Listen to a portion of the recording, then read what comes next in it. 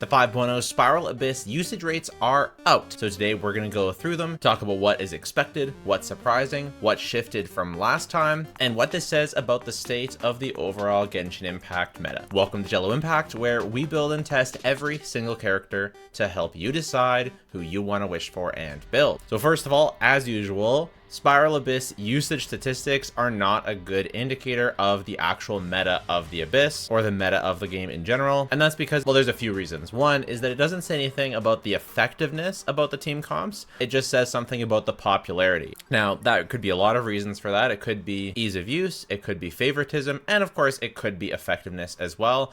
All of these play into it. The other thing is units that are direct upgrades of other units or units that fulfill similar roles will heavily skew their use in these kind of rankings because the way that it's ranked is percentage of users owned. But still, I find them quite interesting. Other people do as well. Here we go. Free number 1, Kazuha number 2, Zhongli number 3. A lot of people think that I really underrate Kazuha. I would just like to point out that I do still stand by my Kazuha placement by putting him in tier 0. I put him as the 4th best unit in the game, so I definitely think he's an amazing unit. I will say I probably undersold his grouping utility and oversold his negatives. So I would just like to set the record straight. I think Kazuha's amazing. I think he's one of the best units in the game. I just think that there's a lot of teams that don't necessarily need him or don't necessarily want him. He's not an automatic wish for like every single account, but I will concede for sure that I've oversold his negatives. One thing I will not concede is that I overrate Furina. I do think Furina is the best unit in the game just because of the sheer amount of top teams that she makes. She's not necessary for every account to pull, but if someone wanted a general recommendation, I would recommend that almost everyone gets Furina. I think the third character here is the most interesting. Zhongli being at 72% usage rate is so high, especially for an Abyss that isn't particularly favorable towards Geo, isn't crazy aggressive. So yeah, it really surprises me that Zhongli is this high on the list. That seems like, to me, a crazy high placement. I guess it could be that this Abyss, the DPS check is just lower, and so it's easier to get a clear, and so you can afford to run a comfort slot like Zhongli. That's one argument. He's obviously very good with Novelette and quite good with Arlecchino, which are two very popular DPSs. I just think it's still higher than I would even expect, personally. Bennett being at 70% isn't surprising to me. He's still the best in slot buffer for so many teams, and this Abyss really does want both Pyro and Hydro characters on the first side for those Fatui characters. You can get away with some other stuff, especially if you kill them fast. I found Overload Clorand was able to deal with the Fatui guys pretty easily, especially since it knocked the Fatui guy around before he could get his shield. But yeah, Bennett makes a ton of sense here. Novelette being very high, best DPS in the game in mine and a lot of people's opinions. Arlecchino, second best DPS, makes sense. Yelan, one of the best supports.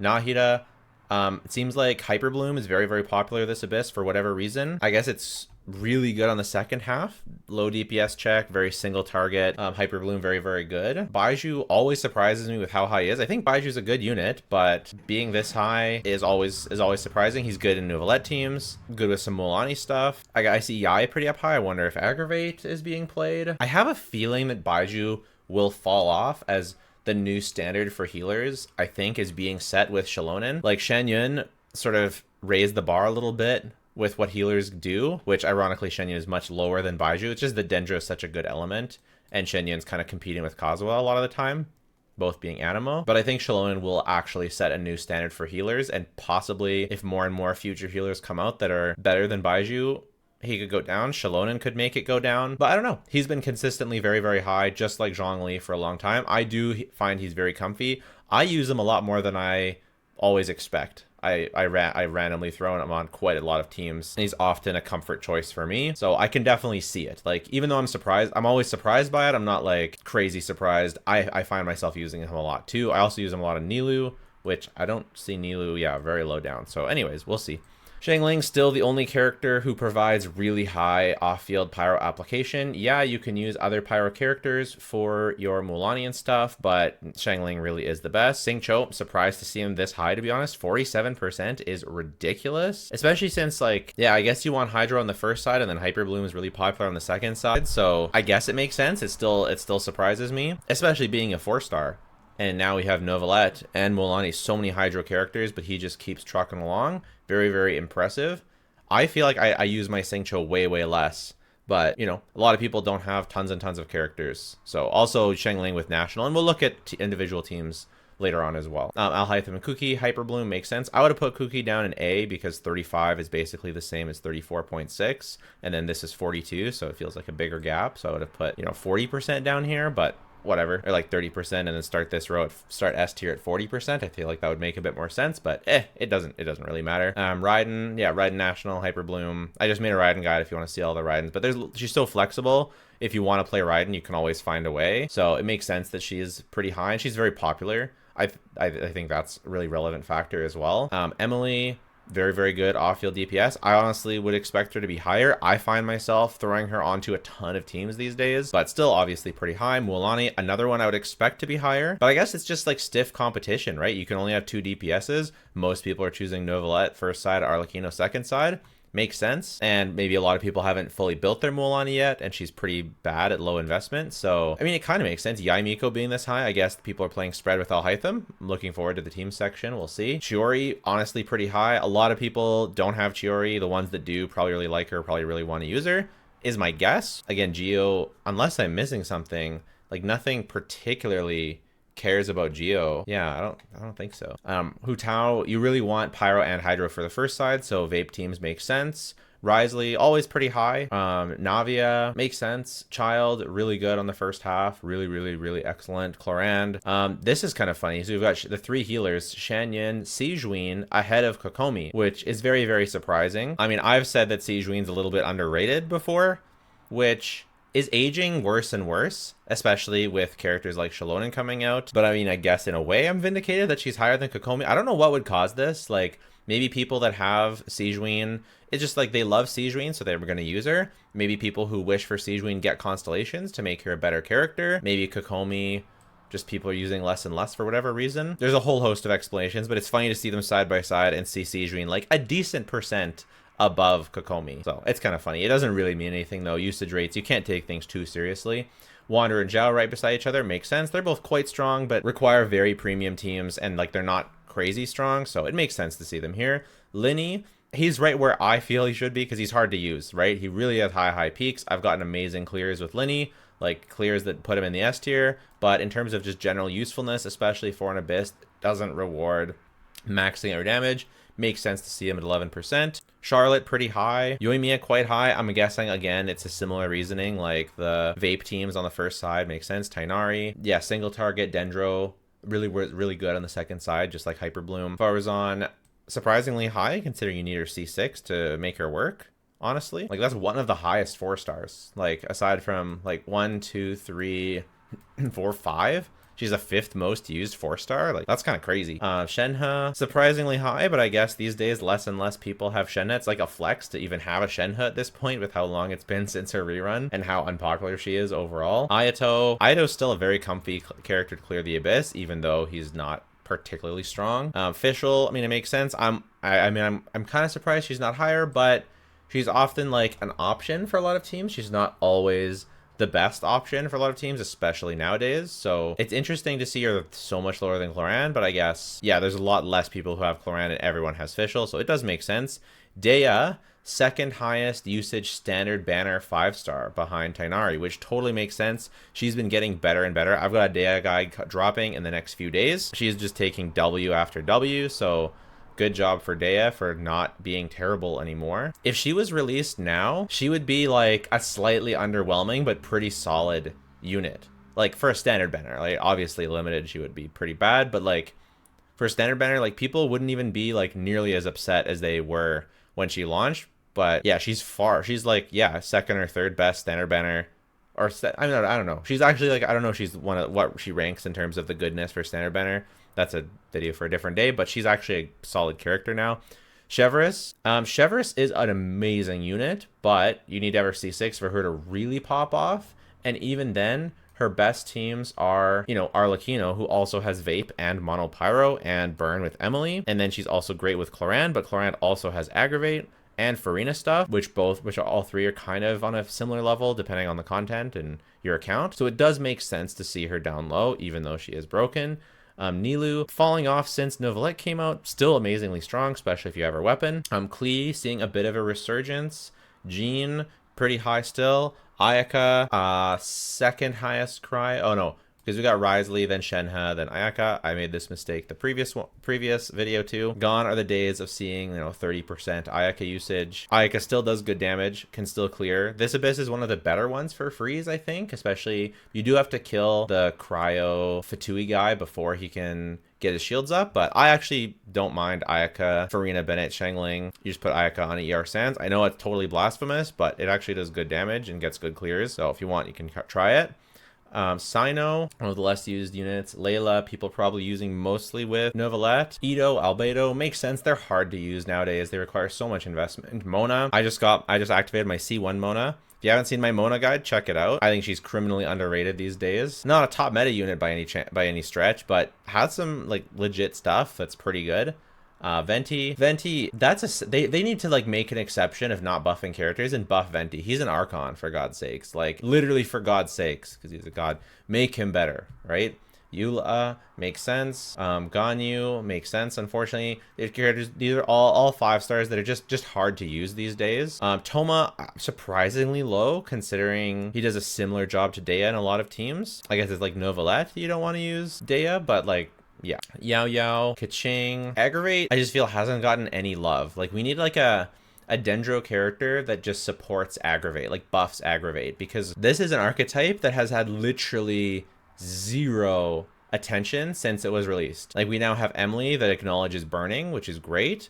We have Nilou that acknowledges bloom. We have no dedicated Aggravate characters. So I would love to see either a Dendro or an Animo or an Electro character. The Electro could be like official replacement that does extra damage in Aggravate. It could be a Dendro character that buffs Aggravate. It could be an Animo character. Whatever it is, I want to see an Aggravate buff. I think Aggravate is just a little too weak, and I would really love to see a dedicated Aggravate support of some kind. I think that would be awesome, and I think it would give Aggravate just a shove. It doesn't like desperately need a buff, like it's not terrible, but it's not meta by any stretch. So it could really, that's like a point where Hoyoverse could really introduce something interesting. Kujo Sara, so hard to use, even at C6. Hard to use. Kachina, I like Kachina. I don't think I'll mention every single one of these characters. Let's see if anything super surprises me. Sucrose at 1.2%. With given how good Sucrose actually is, like it's crazy to see her at 1.2% and to see Kazuha at 79% or whatever it was. Like, yeah, totally. Kazuha is not, not 70% better than Sucrose. Obviously, I do agree Kazuha is better, but it's really funny to see Sucrose at like absolute 0. Goro very low, makes sense. Anything else shock me? It's funny to see Aloy at actually absolute 0. Normally there's at least one Aloy stand, but no, this time nobody. Candace really low, even though she has some niche uses, people just don't bother, which makes sense. But I think Candace is like a better unit than a lot of these characters just because of how she can work with Mualani and Arlecchino and Nilou. So I think Candace actually has some stuff. Dory's so much better than this. It's crazy. It's crazy. But most people don't have C6 Dory, and if they do, they don't care. So yeah, pretty cool. Next, I thought it'd be pretty interesting to look at the usage rate changes. So Alhaitham increased 21%. Crazy increase, to be honest. Yalan increased by 17%. Xingqiu increased 16%. This is all just like Hyper Bloom buff on the second side. Like it's not a buff, but like the second side is great for Hyper Bloom. Arlecchino increase, Shangling increase, Childe increase, Yai increase, but not as crazy increases as like Alhaitham. That's insane. And I thought it'd be interesting to see who has decreased the most. Navia with a massive 44% decrease. The last Abyss buffing Geo heavily. It's kind of interesting because Navia is awesome on the second side. Like she is kind of just like Hyper Bloom with taking care of single target stuff. The second side is perfect for her. So that's kind of funny, right? Like she's definitely like not worse than she was in, I mean, she's worse, like she was amazing in the last Abyss, but in this one, like negative 44% is crazy considering how good she is on the second side. Chiori, I mean, whatever, it makes sense. Zhongli down 20%. That's insane. To be 93% and go down 20% and still be a top 3 most used character is crazy. As much as people hate on Zhongli, people use the crap out of him. Baiju with a big decrease, still at 53%. Novelette with a decently sized decrease, still really high. Charlotte with a big decrease, still really high. Albedo with a huge decrease, makes sense. Emily with a big decrease. Ito, yeah, all the Geo characters, the characters that were buffed last Abyss. It makes sense. It shows just the seasonal nature of some of these characters. Shenhe and Zhao going down by the same amount makes sense. And then Farina going down by a bit. Kokomi going down by a bit. Although Kokomi, the relative percentage is much higher there, right? 5 from 13 to 5 versus 81 down 5. And then finally, we'll look at the teams. I'm going to leave it white just because it's easier for me. I'm not going to spend as long on these ones. Novelette, Baiju, Farina. Yeah, I thought that the Zhongli one would be the highest, but the Baiju one is the highest. So that's where Baiju is getting most of his usage from.